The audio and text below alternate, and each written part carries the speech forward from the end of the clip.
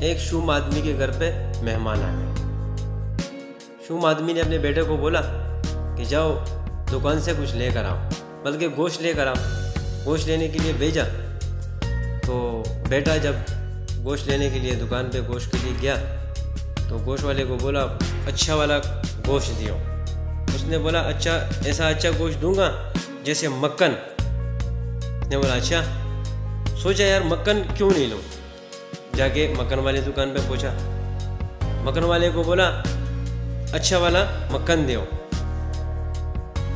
مکھن والے نے بولا ایسا مکھن دوں گا جیسے شہد ہوتا ہے۔ اس نے بولا اچھا، شہد اتنا اچھا چیز ہے تو شہد کیوں نہیں لوں، جا کے شہد کی دکان پہ پہنچا۔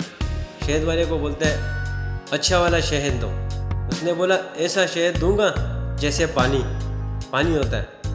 اس نے بولا یار، اس نے سوچا یار پانی تو ہمارے گھر میں بہت ہے، پانی دے دیتا ہوں۔ گھر پہ پہنچا واپس، والد نے بولا خالی آتا گئے؟ بولا ہاں۔ اس نے بولا کہ یار پانی اچھا ہے۔ بولا یار تم نے اچھا کیا لیکن نقصان کیا۔ بولا کیسے؟ بولا چپل ختم کی ہے تم نے جاتے جاتے۔ بولا نہیں، چپل مہمانوں کا لے کر گیا تھا۔